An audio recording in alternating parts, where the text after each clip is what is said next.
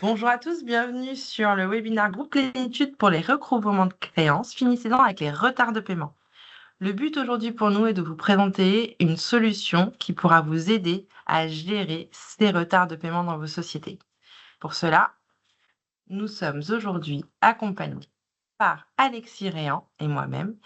Nous faisons partie du groupe Plénitude, qui a pour vocation d'apporter la résilience et la compétitivité à ses clients au travers d'une expertise complémentaire, que ce soit en cybersécurité, infogérance, mais également ERP et transformation digitale. Alexis, je te laisse te présenter.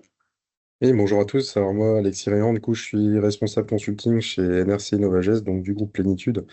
Donc moi et mon équipe, on a en charge donc le déploiement des projets chez nos clients, donc et notamment de solutions d'automatisation, de recouvrement de créances, donc automatisation des relances. Donc on va tâcher de vous expliquer tout ça aujourd'hui. Merci. Et pour ma part, je suis Nelly Marsal, je suis avant-vente expert finance et digital chez LCS Group. Donc effectivement, au même titre qu'Alexis, nous accompagnons nos clients sur les projets de ERP, mise en place d'outils qui aident à la productivité des services finance de nos sociétés. Je vous propose d'attaquer avec le sommaire. Donc le but aujourd'hui, c'est de vous présenter les enjeux, l'impact qu'ont les retards aujourd'hui, les retards de paiement sur vos sociétés. Quelles seraient les bonnes pratiques, bien évidemment dans la théorie, mais également dans la pratique, vous allez voir avec les solutions qu'on peut vous proposer pour récupérer un maximum de trésorerie. La trésorerie, c'est le nerf de la guerre aujourd'hui. Pour pouvoir avancer mieux et plus vite pour vos sociétés, et vous en avez besoin. Et on va passer par l'automatisation des relances, quelque chose, vous verrez, qui bizarrement n'est pas totalement utilisé dans les sociétés aujourd'hui. Et malgré ça, on aura quand même quelques bénéfices bien plus, enfin, bien plus avancés que ce qu'il n'y paraît. Et Alexis nous fera une belle démonstration d'un outil pour vous montrer à quel point quelques clics pour valider toutes les relances bénéficient quand même énormément à votre société. On finira avec des questions-réponses par le chat. N'hésitez surtout pas à les poser. Nous y répondrons en temps réel car aujourd'hui nous sommes enregistrés, mais nous sommes présents sur le chat pour répondre à vos questions. Nous allons donc commencer avec les enjeux de la trésorerie et l'impact qu'ont les retards de paiement sur la trésorerie. Les enjeux, le premier impact de retard, c'est bien évidemment, l'impact sur la trésorerie des entreprises. Aujourd'hui, les retards de paiement affectent directement les liquidités de l'entreprise, en limitant, les capacités que les entreprises ont à honorer leurs, engagements, leurs paiements fournisseurs, mais également toute la partie, salaire ou autres investissements. Donc il est primordial pour les sociétés, bien évidemment, de recevoir leurs encaissements en temps et en heure. Ça, c'est vraiment factuel. Juste pour illustrer quelques petits points, le retard de paiement aujourd'hui, c'est un sport national en France. On a quelques statistiques pour vous le prouver. Alexis?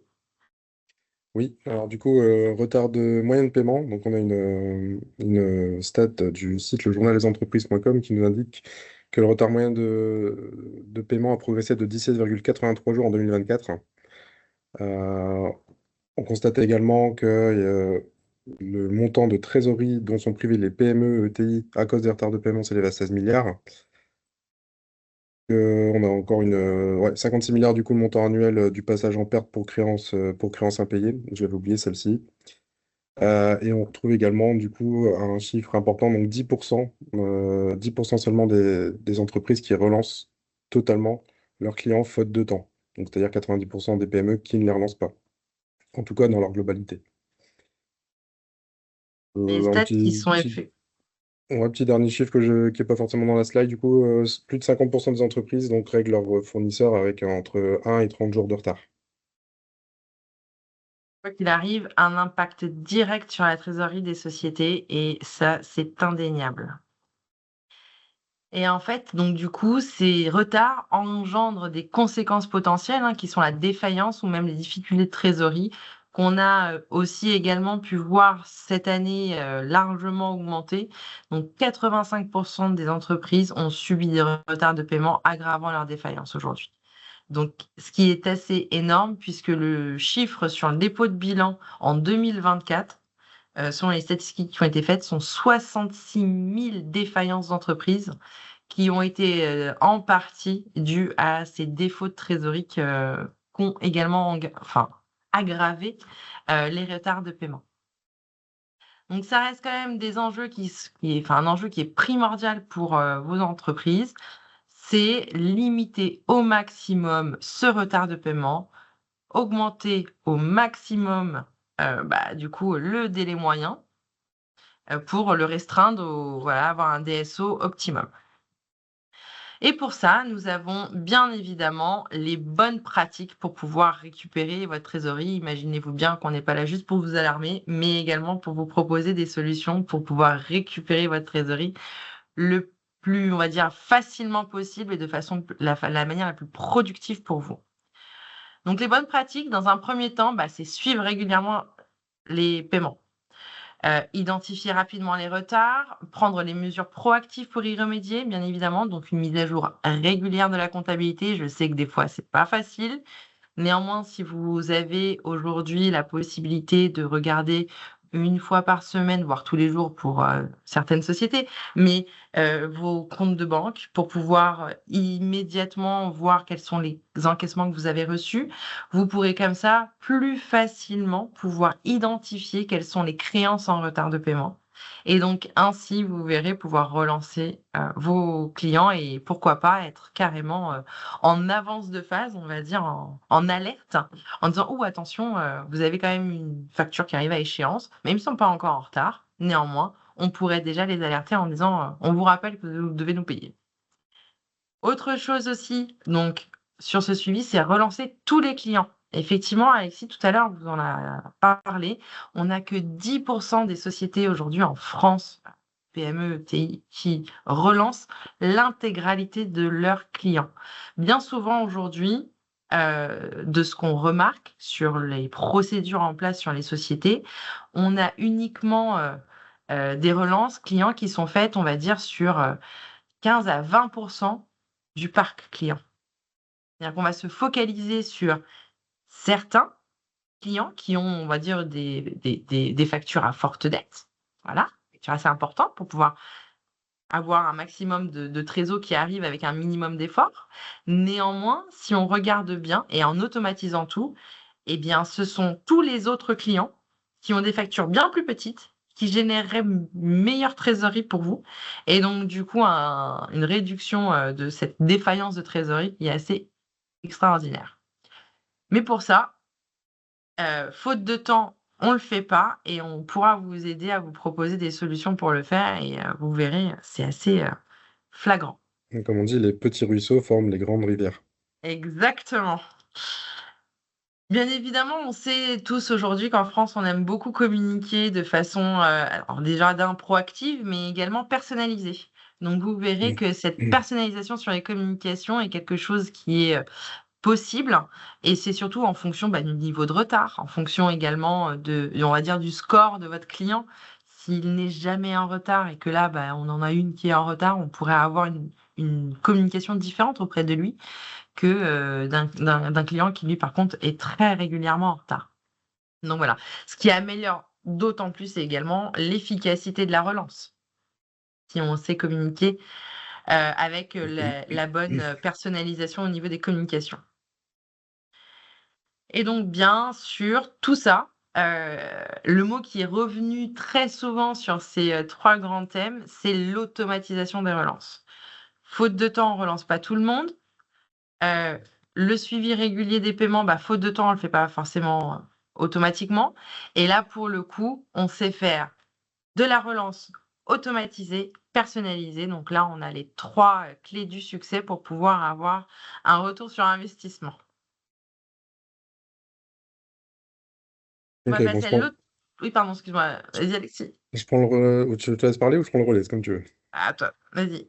Ok, bon, je vais prendre ton relais, Nelly, par rapport à l'automatisation du coup de la relance. Donc, on va voir en quoi consiste une bonne automatisation de la relance. Donc, pour tous les points que tu as cités précédemment. Donc, une bonne automatisation, c'est quoi? Donc, c'est d'abord une bonne intégration avec les logiciels comptables. On l'a vu, il faut tenir sa comptabilité régulièrement, tous les jours, c'est mieux. Et du coup, il faut que le système donc, d'automatisation de la relance soit en lien direct avec le logiciel comptable pour pouvoir avoir des données à jour et ne pas relancer des clients qui auraient déjà payé, par exemple. Donc ça, c'est vraiment très important pour la collaboration. Donc ça permet également de simplifier la gestion des factures et des paiements en évitant les erreurs et les doublons. Donc le suivi de factures, effectivement, donc ça permet de savoir à tout moment l'état des paiements, les factures qui sont en retard et les clients à risque, mais aussi un suivi des encaissements qui sont déjà arrivés pour pouvoir vraiment avoir une vision globale de toute notre comptabilité des relances à effectuer. Donc ensuite, ça consiste aussi à avoir des bons tableaux de bord pour pouvoir avoir un bon suivi. Donc des tableaux de bord détaillés qui permettent de suivre les indicateurs clés, donc qu'on appelle KPI, comme le DSO, le délai moyen de paiement. Donc ce qui va nous permettre d'avoir une visu sur le nombre de jours moyens que les clients mettent pour nous régler. Et le but, c'est d'avoir du coup un DSO non pas nul, ça n'existe pas, mais le plus faible possible. Donc la relance automatique, effectivement, donc le but aussi, c'est de faire gagner du temps à vos équipes. Donc relancer manuellement, comme on connaît depuis longtemps, c'est chronophage. Le risque d'erreur est là également. Donc le but, ça va être d'avoir une automatisation, donc un système de relance automatique, donc avec des scénarios déjà pré-paramétrés pour avoir le moins d'actions humaines possible et que tout ça se fasse automatiquement, donc pour forcément améliorer les process en interne. L'approche client personnalisée, donc c'est vrai que tu en as parlé juste avant, donc c'est de pouvoir aussi pouvoir gérer différents cas de clients. Donc tout le monde ne sera pas relancé de la même façon. On va avoir des gros clients, des plus petits clients. On peut avoir aussi des clients qui sont français, des clients qui ne parlent pas la langue française. Donc forcément, avoir aussi la possibilité de faire de l'approche personnalisée en langue étrangère.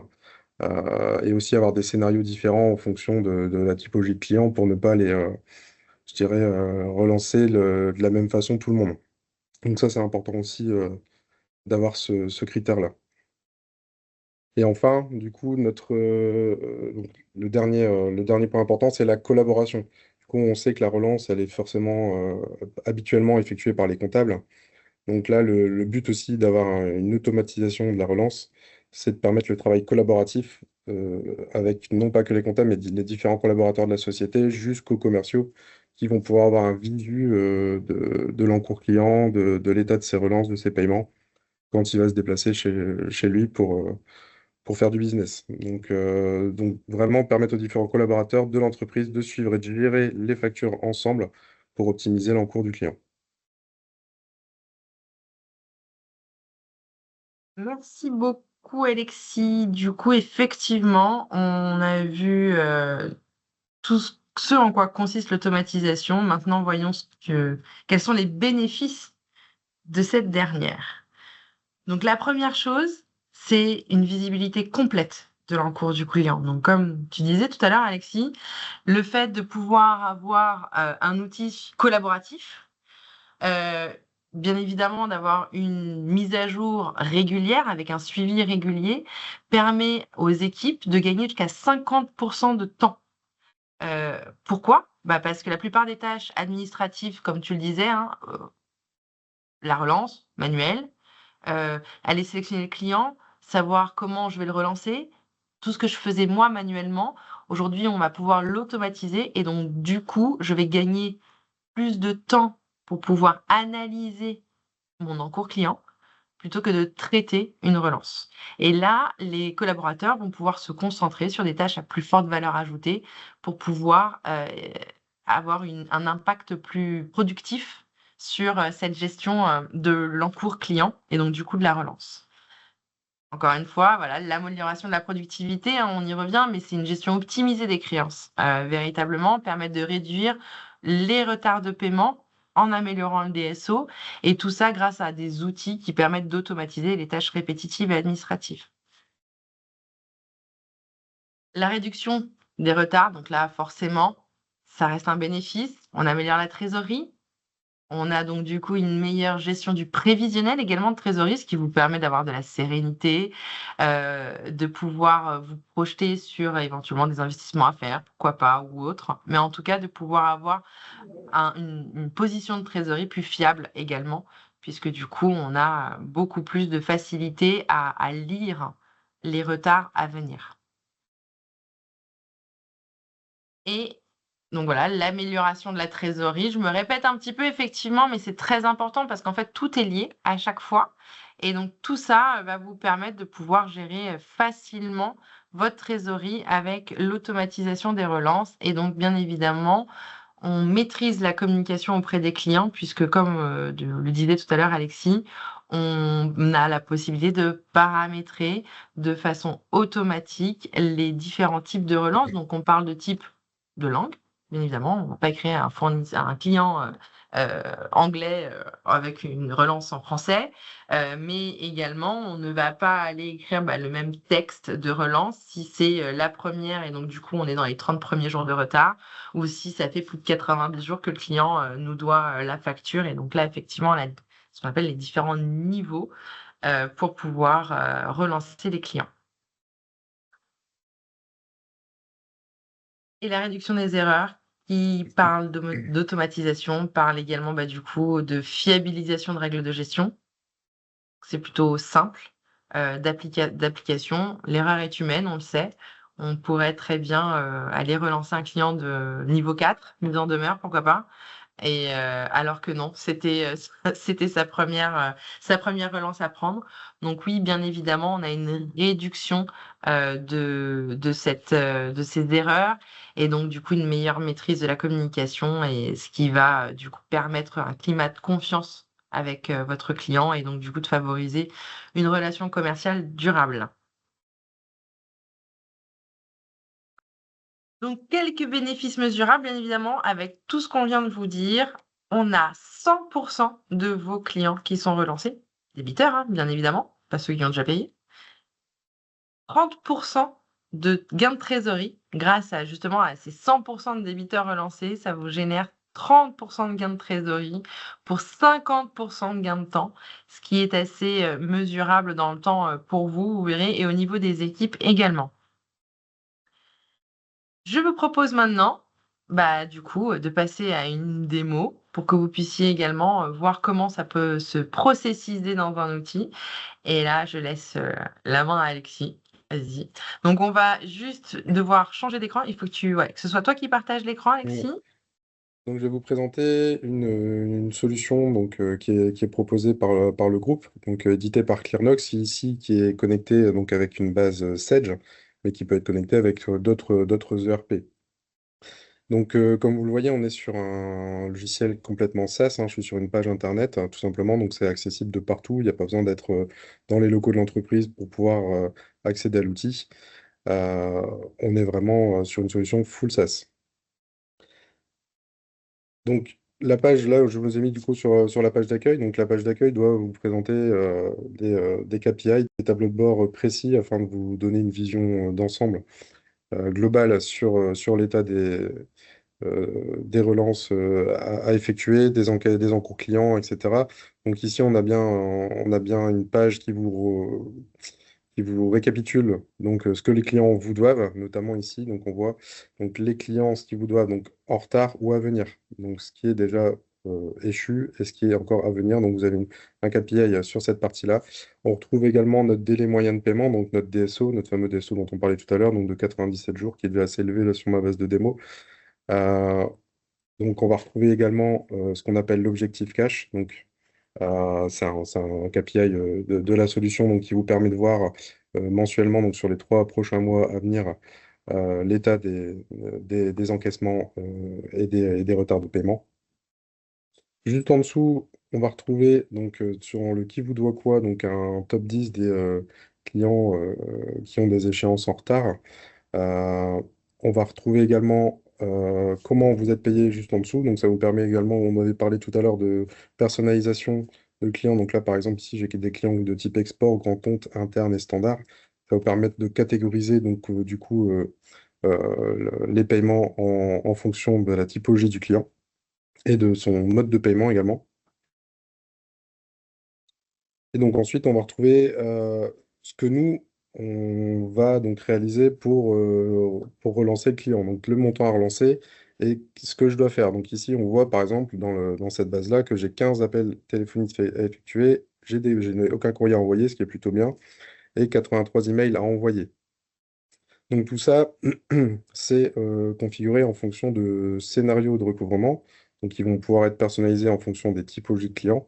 Donc ici, on est dans un scénario assez classique. Le but, ça va être d'avoir le moins de courriers à envoyer possible et de faire de la relance du coup par mail de façon automatique et aussi également par téléphone parce qu'on aime bien aussi relancer nos clients par téléphone, c'est un peu plus convivial.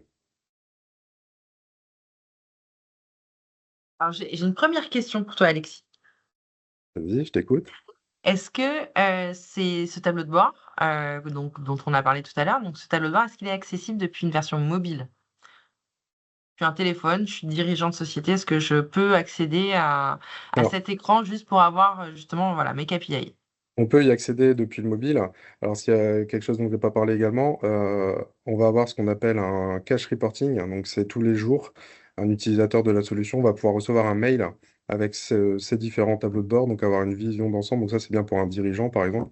Il ne va pas forcément le mettre le nez dans son recouvrement tous les jours, mais qui va avoir son petit email le matin pour avoir son état des lieux. Et je sais que c'est quelque chose que les dirigeants aiment bien, donc avoir leur petit mail le matin pour savoir où ils en sont et pouvoir ensuite alerter s'ils voient que derrière, il y a des choses à faire. Effectivement, très bonne remarque. Super, merci. Je te laisse avancer. Donc nous, donc, dans cette solution, en fait, on va pouvoir configurer des différents scénarios. Donc je vous montre un petit peu comment ça se passe. On va avoir des scénarios en fonction... Oh, tant pour moi, donc j'ai été déconnecté. Donc vous voyez, donc du coup, la fenêtre de connexion, hein, on est vraiment sur une solution SaaS. Je me reconnecte. Voilà. Autant pour moi. Désolé.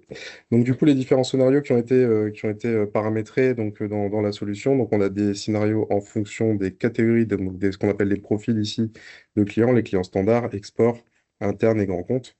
Donc le but, ça va être de pouvoir à la fois avoir des modèles de relance qui sont différents, donc soit le texte est un peu adapté, soit il est en langue étrangère, mais aussi avoir un scénario de recouvrement différent en fonction des typologies de clients, c'est-à-dire que je relance pas forcément au bout de 3 jours pour ce client-là, mais au bout de 10 jours, en fonction voilà, de la typologie de client qu'on va avoir.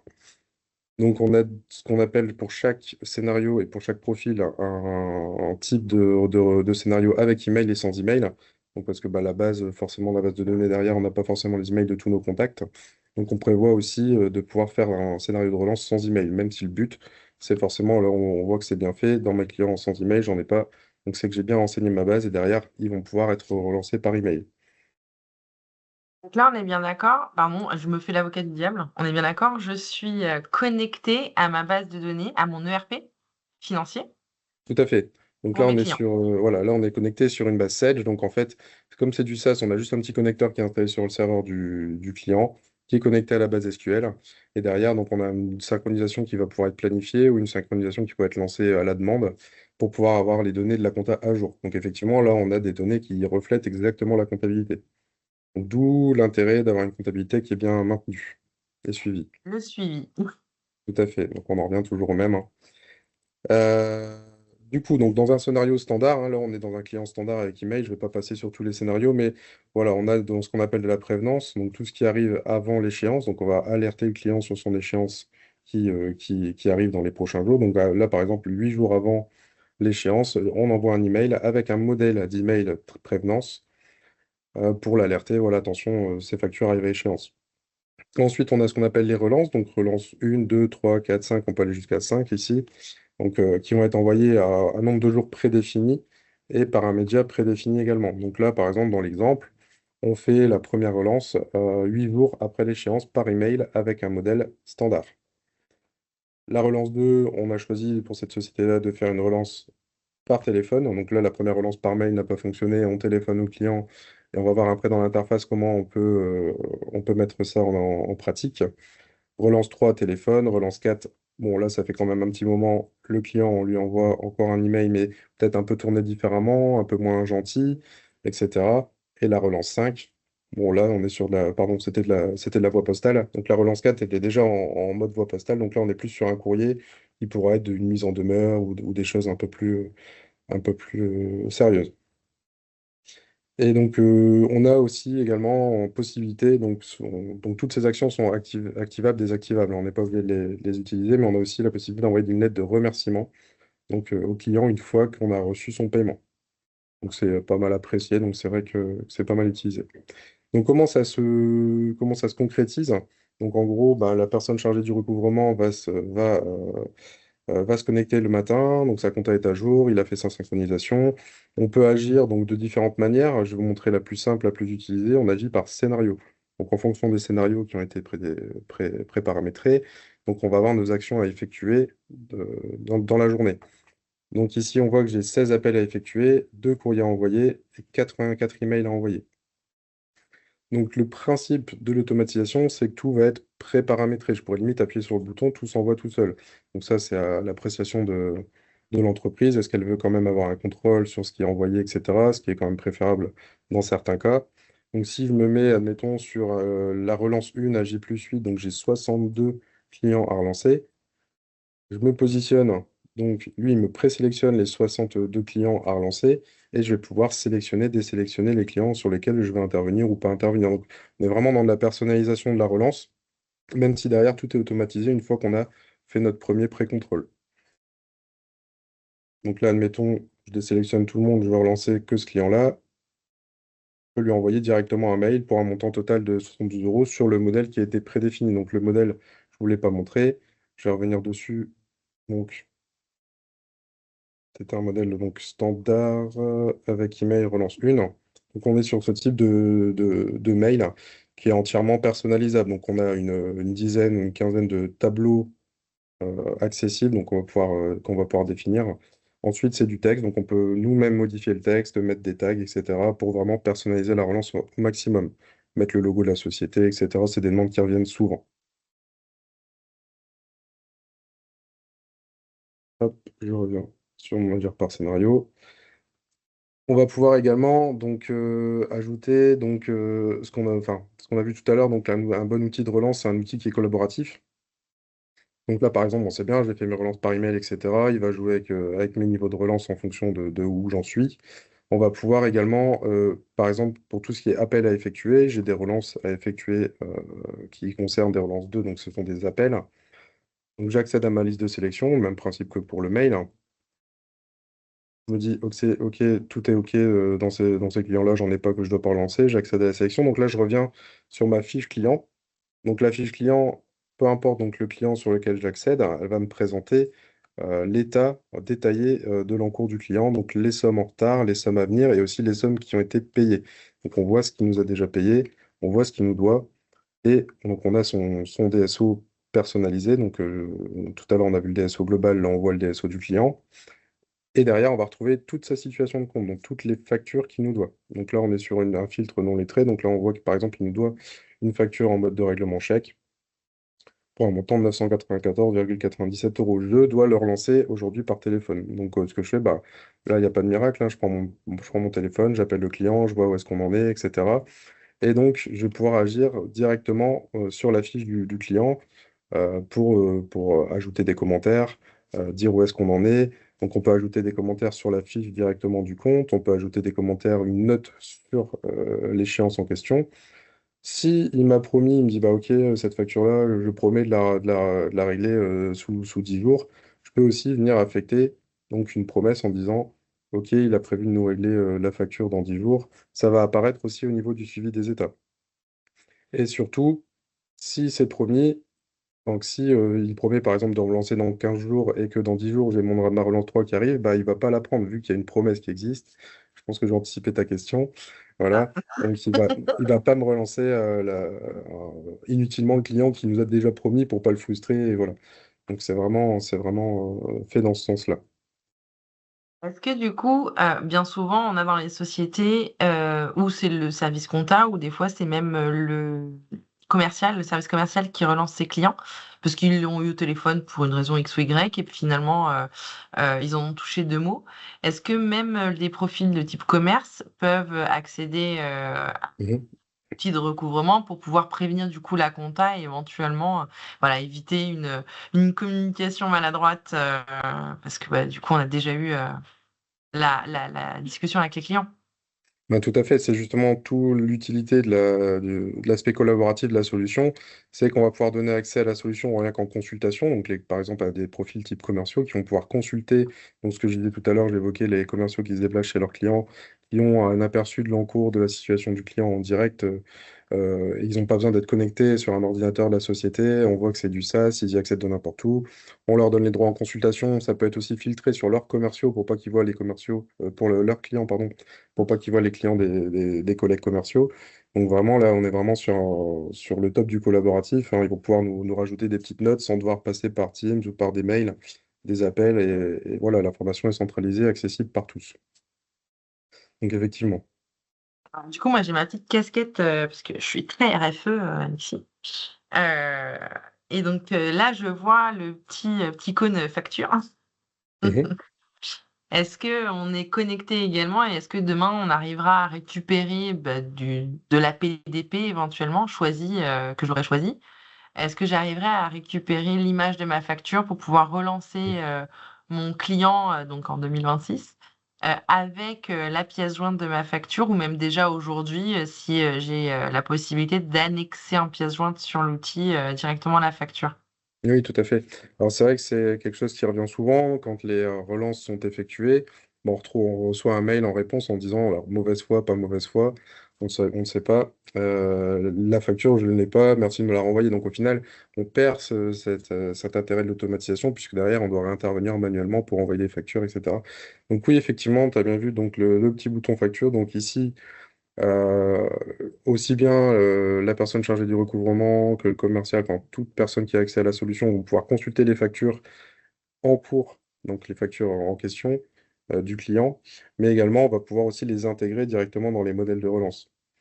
Donc directement dans le modèle de relance, le client, alors si je reviens sur un modèle,